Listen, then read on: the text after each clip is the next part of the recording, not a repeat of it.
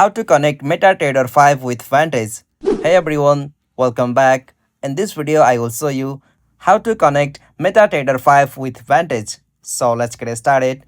First, as you have to open the application MetaTrader 5. Alright, after you open MetaTrader, at the bottom right, tap on Settings. From Settings section, at the top, tap on New Account. From the section Broker, on the top in the search field, you'll have to search for Vantage.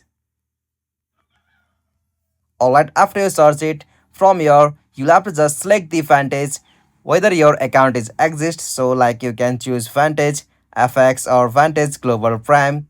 After you choose one from here, on the login section, enter your login. After you provide it, on the password, provide your correct password. After you provide it, tap on the option sign in at the bottom.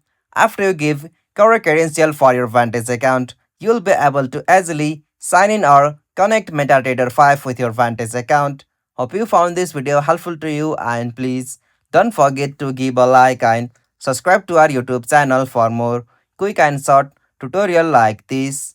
Thank you for watching this. Have a nice day.